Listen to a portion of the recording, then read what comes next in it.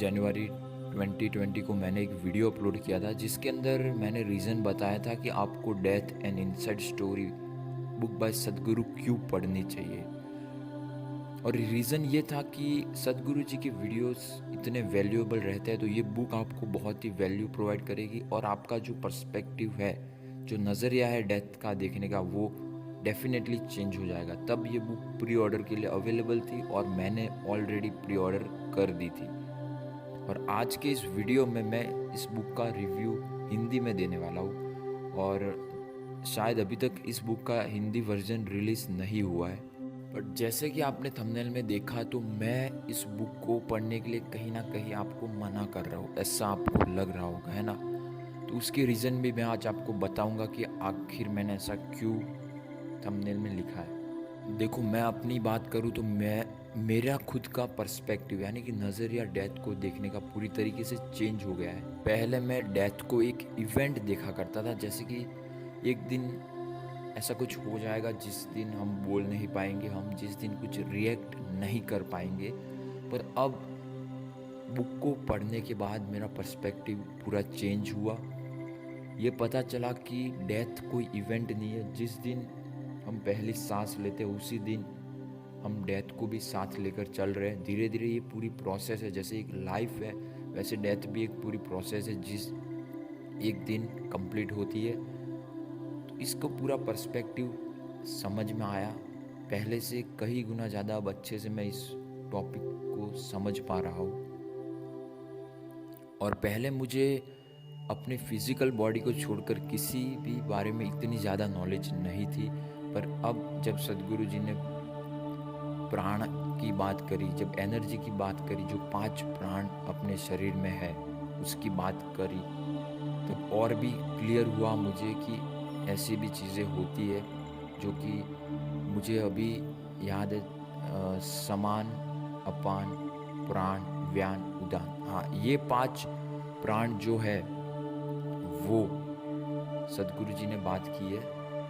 इन 5 प्राणों का एक्सप्लेनेशन दिया है कि आखिर मरने के बाद ये 5 प्राण एक एक करके कितने दिनों के बाद एग्जिट होते हैं। इससे हमें और भी क्लियर हुआ कि हम जब मरते हैं तो इमीडिएटली हम अपनी बॉडी से बाहर नहीं होते हैं।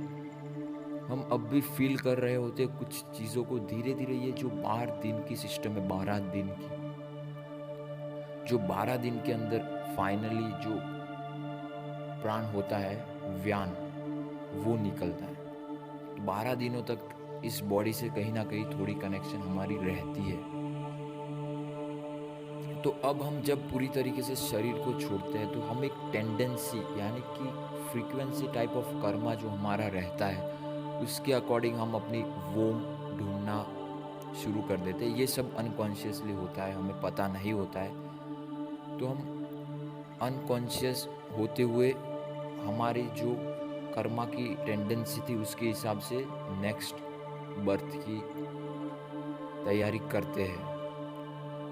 उसके बाद सदगुरु जी ने बहुत सारी बातें की है, जैसे कि समाधि स्टेट क्या है, वो उसके अंदर आप क्या ऐसा अनकॉन्शियस नहीं होते, वो सब आप कॉन्शियसली उस स्टेज पर पहुंचते हो जहां पर आप अनकॉन्शियसली डेथ के बाद पहुंच रहे हो। समाधि का लिटरली मीनिंग समझाया, जहाँ पे समा मीन्स इक्वल और धी मीन्स बुद्धि। मतलब समाधि एक ऐसी स्टेट है जहाँ पर हमारी बुद्धि यानी कि इंटेलेक्ट जो है ना वो इक्वल हो जाती है। डिफ्रेंशिएट किसी के बीच में डिस्क्रिमिनेशन कुछ नहीं होगा, पूरी तरीके से इक्वल हो जाएगा, सारी चीज़ें एक समान।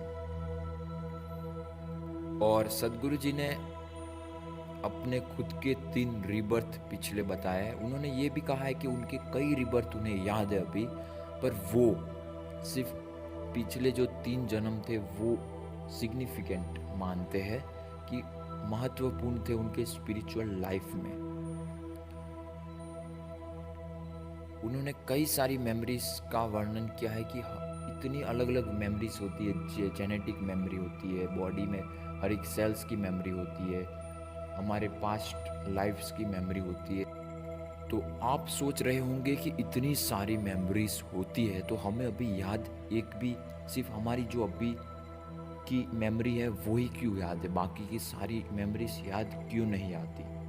तो इसके बारे में भी सद्गुरु जी कहते हैं कि आपको अभी किसी से कोई गुस्सा है और इतने सारे इमोशन इस जन्म में ही है, तो अगर आपको पिछले पिछले जन्मों की मेमोरी याद आ जाए, तो आपके साथ किसी ने कुछ बुरा किया होगा या फिर कुछ ऐसा किया होगा, तो आपको कितना अभी इमोशन आपके कंट्रोल में नहीं है, तो आप शायद पागल भी हो सकते हो, है ना?